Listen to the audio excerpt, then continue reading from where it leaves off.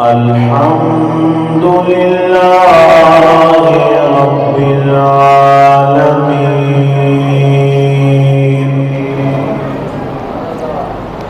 والعاقبة للمتقين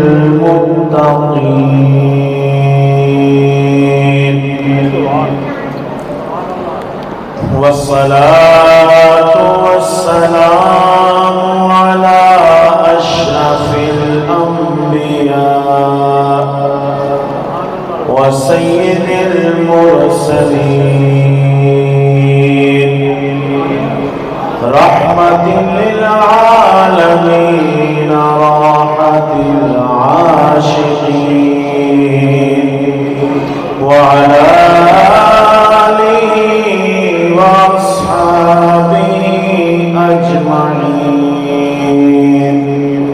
أما بعد قد قال الله تبارك وتعالى في الكلام المجيد والفرقان الحميد أعوذ بالله من الشيطان اللعين الرجيم بسم الله الرحمن الرحيم تلك الرسل فضلنا بعضهم على بعض منهم من كلم الله ورفع بعضهم درجات صدق الله العظيم وصدق رسوله النبي الكريم إن الله وملائكته يصلون على النبي يا أيها الذين آمنوا صلوا عليه وسلموا تسليما محبت کے ساتھ حضور کی ذات پہ درود و سلام اللهم صل على سيدنا مولانا محمد وعلى آل سيدنا ومولانا محمد وبارك وسلم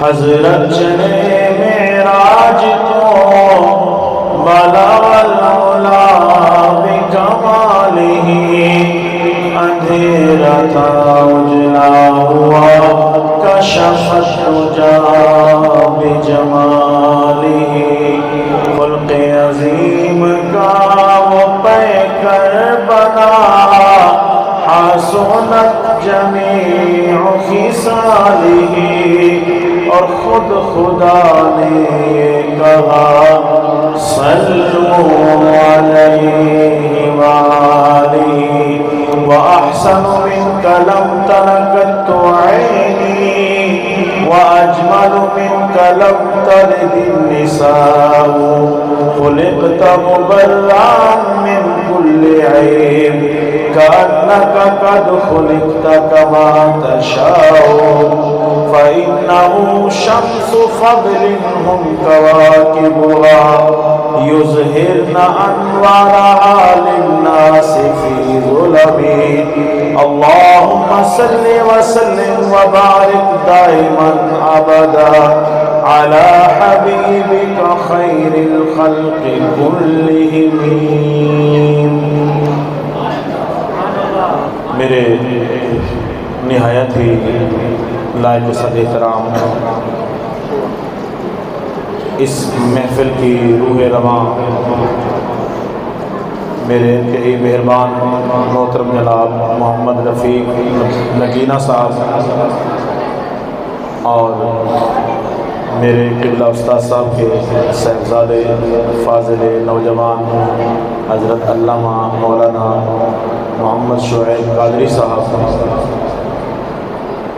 اور میری جان سے عزیز میرے بزرگوں نوجوانوں بچوں السلام علیکم ورحمۃ اللہ وبرکاتہ۔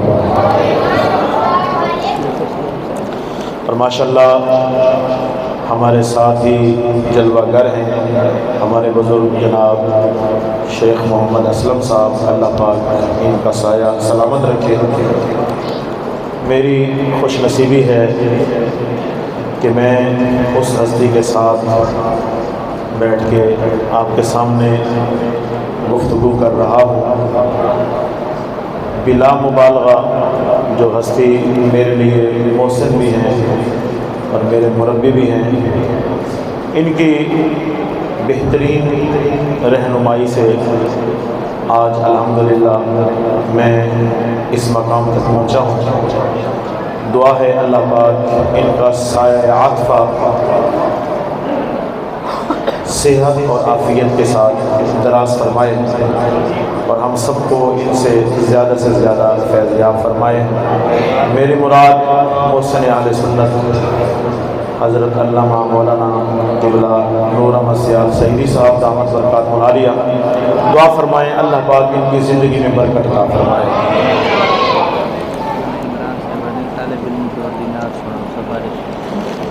اور ہماری خوش نصیبی ہے کہ الحمدللہ اللہ کے گھر میں بیٹھ کے ہم اللہ کے محبوب کی باتیں کر رہے ہیں، اور حقیقت یہ ہے کہ اس پروردگار کا شکر ہے کہ اس نے ہم سب کو اپنے گھر میں بٹھا کے اپنا مہمان بنا کے اپنا اور اپنے پیارے محبوب کا ذکر سننے اور سنانے کی سعادت عطا فرمائی ہے۔ دعا فرمائیں اللہ پاک ہم سب کا مل بیٹھنا قبول فرمائے، اللہ پاک بانیان محفل کو تمام برکتیں عطا فرمائے۔ توجہ میری طرف رکھیں، چند باتیں آپ سے عرض کرنی ہیں۔ حاضرین محترم، حضور سید عالم صلی اللہ علیہ وسلم کو اللہ پاک نے مبعوث فرمایا۔ حضور علیہ الصلوۃ والسلام اللہ کے وہ محبوب ہیں کہ اللہ پاک نے اپنے محبوب کو بے مثال خوبیاں عطا فرمائی۔ اللہ پاک نے اپنے محبوب کو بے مثال خوبیاں عطا فرمائی۔ غزالی زمان، راضی دوراں، سید احمد سید شاہ صاحب کاظمی رحمۃ اللہ علیہ آپ فرمایا کرتے تھے کہ جب اس بات پہ اتفاق ہے کہ حضور اللہ کے محبوب ہیں، حضور اللہ کے محبوب ہیں اور وہ اپنے محبوب کو نوازنا چاہتا ہے، اپنے محبوب کو خوبیاں دینا چاہتا ہے، محبوب خوبیاں لینا چاہتے ہیں، وہ خوبیاں دے سکتا ہے، محبوب لے سکتے ہیں، تو اس کا مطلب ہے اللہ نے اپنی مخلوق کے لیے جتنی خوبیاں جمع فرمائی تھی وہ ساری خوبیاں اللہ پاک نے جمع فرما کے بڑھا کے اپنے محبوب کو عطا فرما دی۔ اور حاضرین محترم، اللہ رب العالمین نے 1,24,000 انبیاء کو مبعوث فرمایا۔ ہر نبی قابل احترام، ہر نبی قابل عزت۔ اللہ پاک نے انبیاء کے مرتبے کو مختلف بنایا۔ آدم علیہ السلام کا مرتبہ الگ ہے، نوح علیہ السلام کا مرتبہ الگ ہے، ابراہیم علیہ السلام کا مرتبہ الگ ہے، موسیٰ اور عیسیٰ پاک کا مرتبہ الگ ہے، اور سب سے اونچا مرتبہ اللہ نے جس ہستی کو عطا فرمایا وہ میرے اور آپ کے پیارے آقا ہے۔ اللہ نے سب سے اونچا مرتبہ اپنے محبوب کو عطا فرمایا۔ اسی بات کو اللہ پاک نے قرآن پاک میں بیان فرمایا۔ رب العالمین نے فرمایا تلک الرسل فضلنا بعضهم علی بعض، ارشاد فرمایا کہ یہ رسولوں کی جماعت ہے، ہم نے ان میں سے بعض کو بعض پر فضیلت دی ہے، اور کچھ فضیلتیں بیان فرمائی۔ فرمایا منہم من کلم اللہ، کچھ انبیاء تو وہ ہیں کہ جن سے اللہ نے کلام فرمایا ہے، ومنہم، فرمایا منہم من کلم اللہ ورفع بعضهم درجات، کچھ تو وہ ہیں جن سے اللہ نے کلام کیا اور کچھ وہ ہیں اللہ نے جن کے درجات بلند فرما دیے، بلند فرما دیے۔ کتنے بلند فرمائے، کتنے بلند فرمائے۔ حاضرین محترم، اللہ پاک نے انبیاء کو جتنے کمالات دیے، جتنے معجزات دیے، ان سارے کمالات اور سارے معجزات کو جمع کر کے اور بڑھا کے اللہ نے اپنے محبوب کو عطا فرمایا۔ کسی نے اس بات کو اس طرح بیان کیا کہ حسن یوسف دم عیسیٰ ید بیزاداری آنکے ہما خوبہ دارن تو تنہا داری۔ یا رسول اللہ، آپ یوسف کا حسن بھی رکھتے ہیں، عیسیٰ علیہ السلام کے دم کی برکت بھی رکھتے ہیں، ید بیضا بھی رکھتے ہیں۔ سارے انبیاء 1,24,000 انبیاء جو مل کے خوبیاں رکھتے تھے، آپ اکیلے وہ خوبیاں رکھتے ہیں۔ اس لیے کسی نے کیا خوب کہا کہ تو شاہ خوبا تو جانے جانا، تو شاہ خوبا تو جانے جانا، ہے چہرہ ام الکتاب تیرا، تو شاہ خوبا تو جانے جانا، ہے چہرہ ام الکتاب تیرا، نہ بن سکی ہے نہ بن سکے گا مثال تیری، جواب تیرا۔ ذرا زور سے کہ سبحان اللہ۔ اور سائم چشتی رحمۃ اللہ علیہ کیا تصور پیش کرتے ہیں، یہ ذرا بیس کم کر دیں اس کا۔ سائم چشتی صاحب فرماتے ہیں، عرض کرتے ہیں یا رسول اللہ، ہے مجھ کو سونے کی کب تمنا، مگر یہ خواہش سلا رہی ہے مجھ کو سونے کی کب تمنا، مگر یہ خواہش سلا رہی ہے۔ کیا سب مل کے اس دعا میں شامل ہو جائیں؟ اے پیارے آقا، اے شاہ بطحا، اے پیارے آقا، اے شاہ بطحا، کبھی تو آئے گا خواب تیرا، اے پیارے آقا، اے شاہ بطحا، کبھی تو آئے گا خواب تیرا۔ تو یاد رکھیں، اللہ پاک نے انبیاء کو جو خوبیاں دی، ساری خوبیاں جمع کر کے بڑھا کے اپنے محبوب کو عطا فرمائے۔ انبیاء کی خوبیاں، چند خوبیاں سماعت فرمائیں۔ اللہ پاک نے یوسف علیہ السلام کو یہ خوبی دی کہ انہیں بے مثال حسن عطا فرمایا۔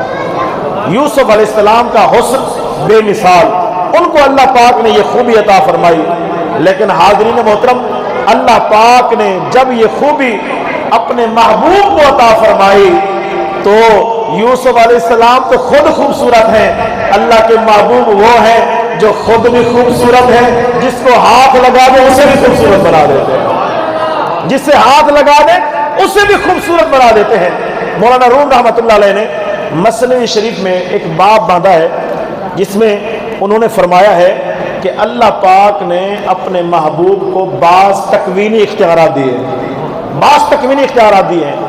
اس کتاب میں فرماتے ہیں کہ ایک دفعہ کا ذکر ہے کہ صحابہ کرام آقا علیہ السلام کی خدمت میں حاضر ہوئے، عرض کی یا رسول اللہ، اس پہاڑ کی اس طرف کچھ مسافر آئے ہوئے ہیں، کچھ اجنبی ہیں۔ حضور نے فرمایا وہ ہمارے مہمان ہیں، آؤ ان کا پتہ کرنے چلتے ہیں۔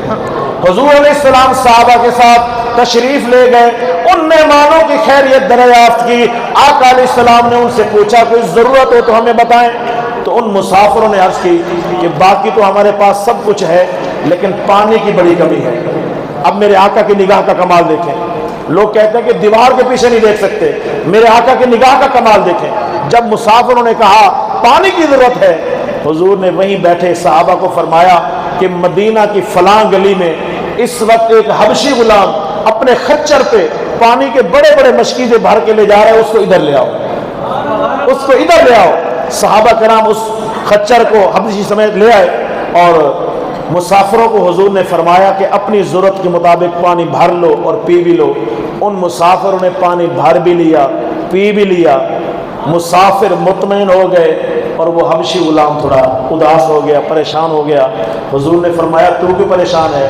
عرض کی کہ میں نے بڑی مشکل اور مشقت سے یہ پانی بھرا تھا، یہ پانی تو آپ کے مہمانوں کے کام آ گیا، تو اب میرا مالک مجھے ڈانٹے گا کہ تو نے اتنا ٹائم بھی لگا دیا، پانی بھی نہیں بھر کے آیا، اس لیے پریشان ہو۔ آقا علیہ السلام نے ارشاد فرمایا تو ہمارے مہمانوں کے کام آیا ہے، ہم تیرے کام آئیں گے۔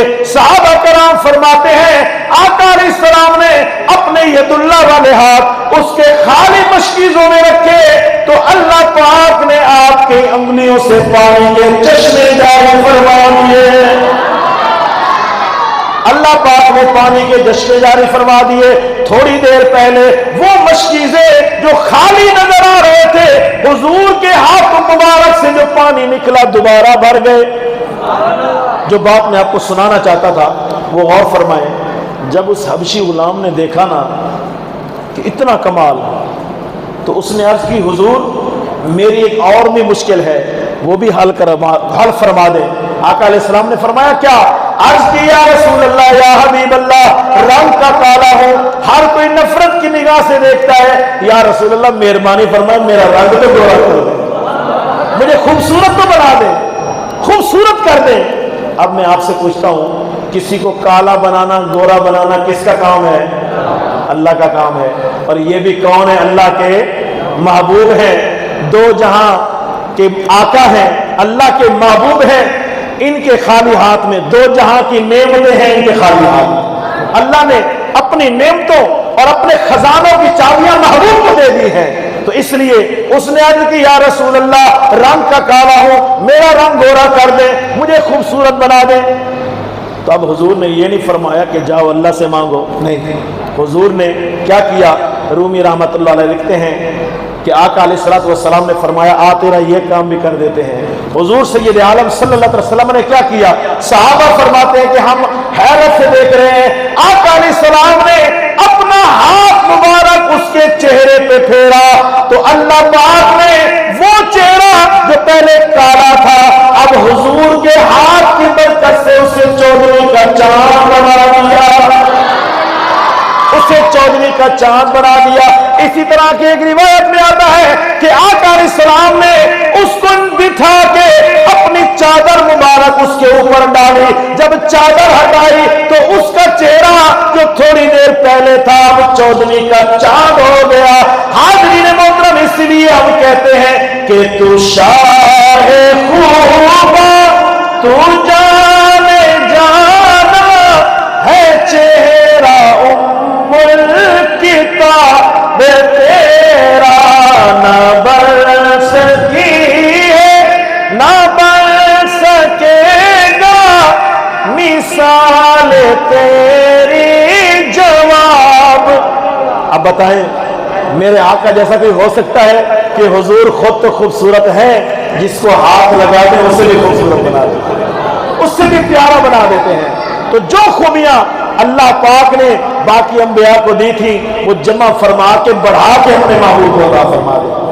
آپ جانتے ہیں قرآن پاک میں اللہ پاک نے عیسیٰ علیہ السلام کے کچھ معجزات بیان فرمائے، وَأُبْرِئُ الْأَكْمَحَ وَالْأَبْرَصَ وَأُحْيِي الْمَوْتَىٰ بِإِذْنِ اللَّهِ، کہ میں برص کے مریضوں کو اور کوڑ کے مریضوں کو شفا دیتا ہوں، اللہ کی اذن سے شفا دیتا ہوں۔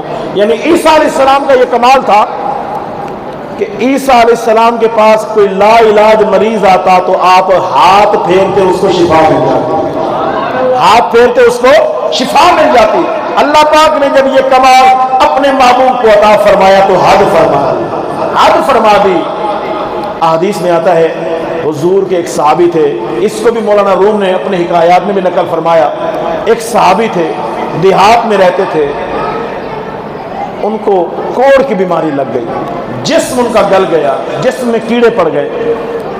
ڈاکٹروں کا تو وہ زمانہ نہیں تھا، تو طبیبوں کا زمانہ ہوتا تھا، تو طبیبوں نے کہا جی یہ لا علاج مریض ہے، اس کے برتن علیحدہ کر دو، بستر علیحدہ کر دو، ملنا جلنا چھوڑ دو تاکہ یہ بیماری دوسروں کو نہ لگ جائے، جیسے آج کل یہ مشہور ہے۔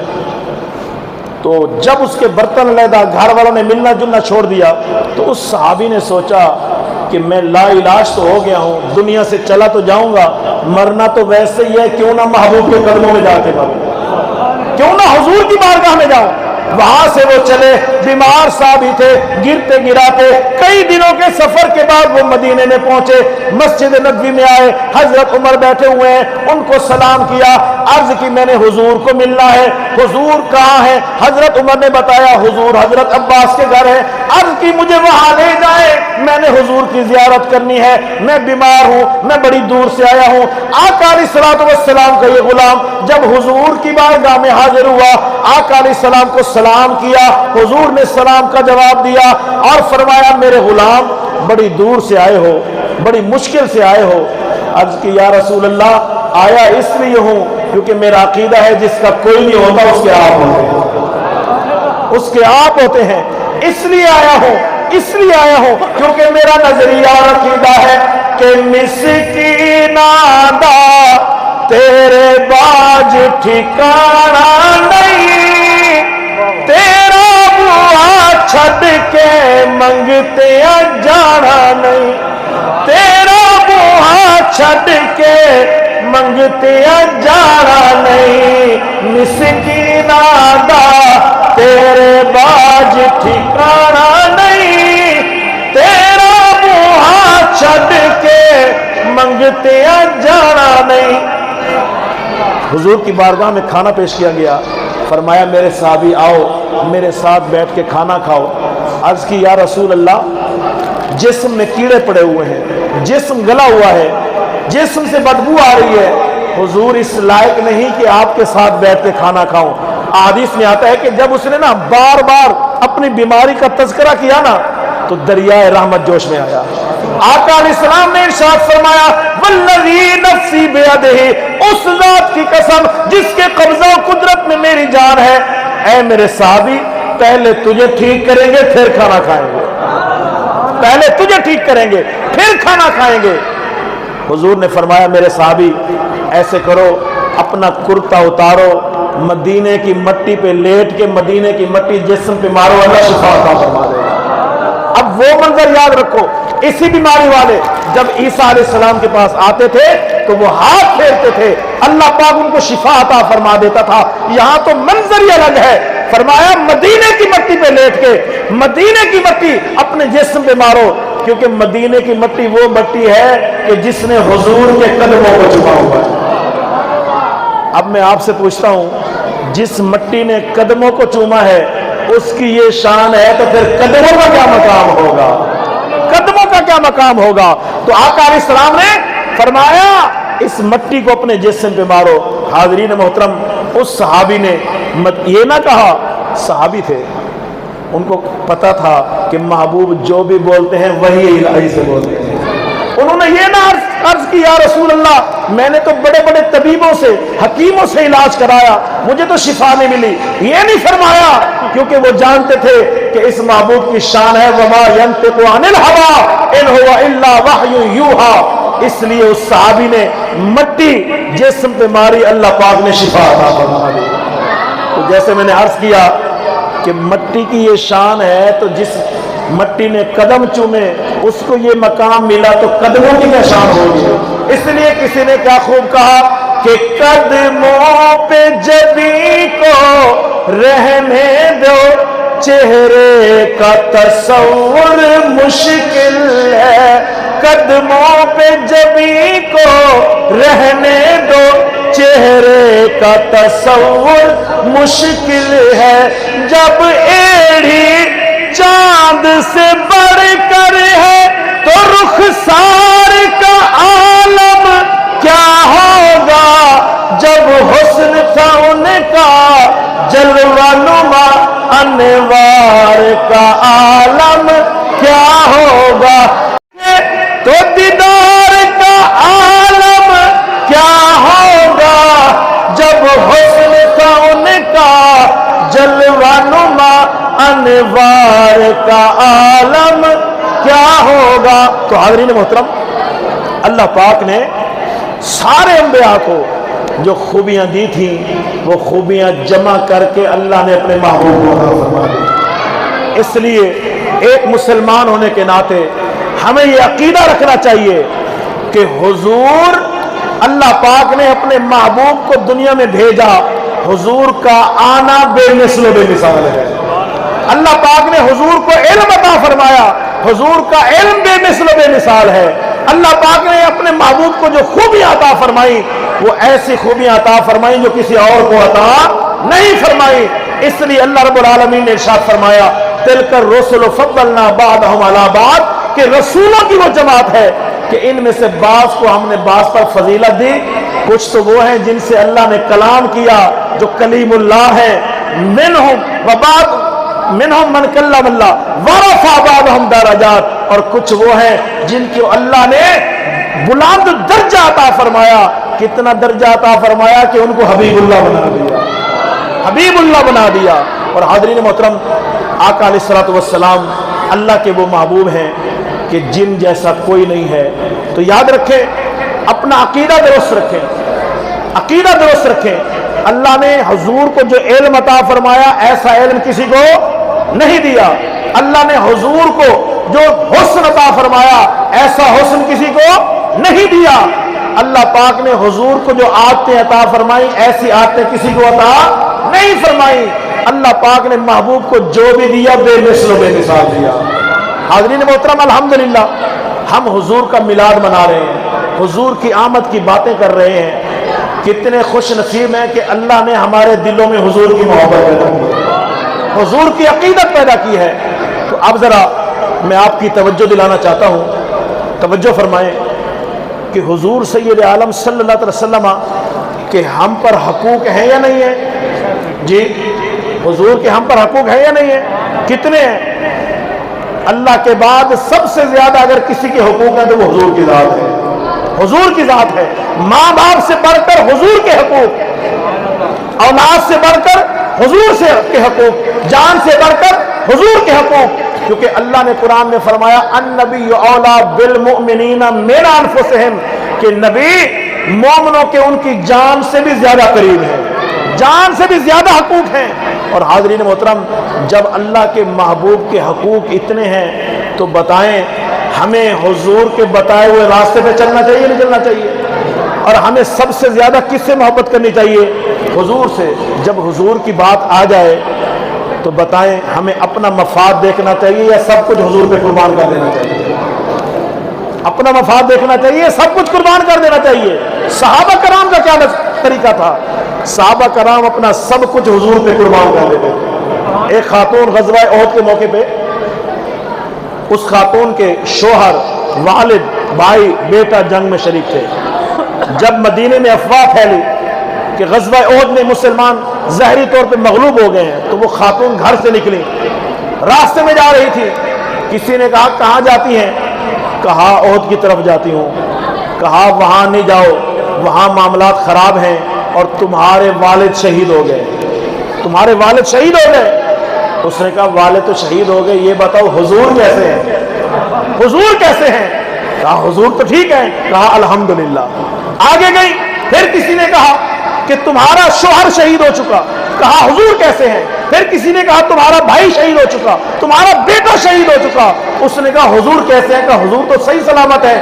تو اس نے کہا الحمدللہ۔ دیکھیں سب کچھ حضور پہ قربان ہے، لیکن پھر بھی حضور کو دیکھ کر وہ کہہ رہی ہے کہ اللہ کا لاکھ احسان ہے جس نے میرے آقا کو سلامت رکھا۔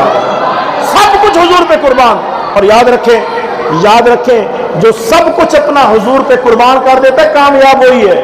یہ دنیا کی زندگی سب کچھ یہی رہنا ہے۔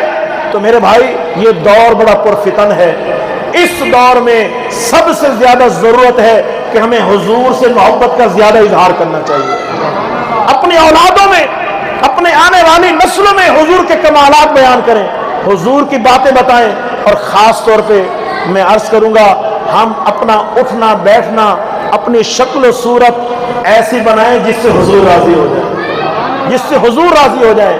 اپنے چہرے پہ میں نوجوانوں سے عرض کروں گا حضور کی سنت سجائیں، اپنا لباس حضور جیسا پہنیں، اور خاص طور پہ حضور جو دین لے کر آئے ہیں اس دین سے مخلص ہو جائیں، اس دین سے مخلص ہو جائیں، اور حضور جو نظام لے کر آئے ہیں اس نظام سے مخلص ہو جائیں۔ یہ دنیا کے نظام سارے یہی رہ جانے ہیں۔ مجھے یہ بتائیں، ایک نظام وہ ہے جو انگریز نے بنایا، ایک نظام وہ ہے جو انسان نے بنایا، ایک نظام وہ ہے جو رحمان نے بنایا، اور وہ نظام حضور لے کر آئے ہیں، تو کون سا نظام بہتر ہے؟ کون سا نظام بہتر ہے؟ جو حضور لے کر آئے ہیں۔ اس لیے حضور کے نظام سے مخلص ہو جائیں، اپنی زندگی کا یہ معمول بنا لیں کہ انشاءاللہ ہم نے نظام مصطفیٰ کے نفاذ اور مقام مصطفیٰ کے تحفظ کے لیے ہمیشہ کوشش کرنی ہے۔ ہم نے ہمیشہ نظام مصطفیٰ کے نفاذ اور مقام مصطفیٰ کے لیے ہمیشہ کوشش کرنی ہے، اور انشاءاللہ ہم نے ہمیشہ قرآن کا دامن تھام کے رکھنا ہے، اور ہمیشہ عقیدہ اہل سنت پہ رہنا ہے، کیونکہ یہی وہ مقدس عقیدہ ہے کہ جس عقیدے سے ہمیں دنیا اور آخرت میں کامیابی ملنی ہے۔ بہرحال میں آپ سے عرض کر رہا تھا کہ اللہ رب العالمین نے ہمیں جو محبوب عطا فرمایا وہ محبوب بے مثل و بے مثال ہے، اس محبوب کی عادتیں بے مثل و بے مثال ہیں۔ اور حاضرین محترم، اللہ رب العالمین نے، اللہ کا شکر ہے کہ اس نے ہمیں محبوب سے پیار کرنے والا بنایا ہے۔ اب محبوب سے پیار کریں اور ان کے نظام اور دین سے پیار نہ کریں تو یہ بات ٹھیک نہیں ہے۔ مولانا روم نے لکھا کہ ایک دفعہ حضرت بی بی رابعہ بصریہ حج کے لیے مکہ جا رہی تھی، راستے میں ایک شخص ملا، اس نے کہا کہ اے بی بی میں آپ سے بڑی محبت کرتا ہوں، توجہ رکھنا بڑی قیمتی بات ہے، میں آپ سے بڑی محبت کرتا ہوں۔ تو بی بی رابعہ بصری نے اس کی تربیت کے لیے فرمایا کہ میری ایک بہن ہے جو مجھ سے بھی زیادہ خوبصورت ہے، میری ایک بہن ہے جو مجھ سے بھی زیادہ خوبصورت ہے، اور وہ اس وقت تمہارے پیچھے کھڑی ہے۔ تو اس نے جیسے ہی مڑ کے دیکھا نا تو بی بی رابعہ بصری نے ایک تھپڑ اس کو رسید کیا اور فرمایا محبت کا دعویٰ کسی اور سے دیکھ کسی اور کو رہا ہے، محبت کا دعویٰ اللہ سے، محبت کا دعویٰ رسول اللہ سے، ہم راضی کچھ اور کر رہے ہیں، تو یہ بات ٹھیک نہیں ہے میرے بھائی۔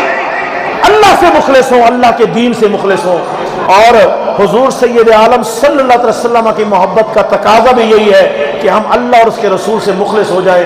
اللہ پاک سے دعا ہے اللہ پاک میرے یہ کلمات قبول فرمائے، اللہ پاک ہم سب کو حضور کے دین کے ساتھ اخلاص عطا فرمائے، آمین ثم آمین، وما علیہ الا البلاغ المبین۔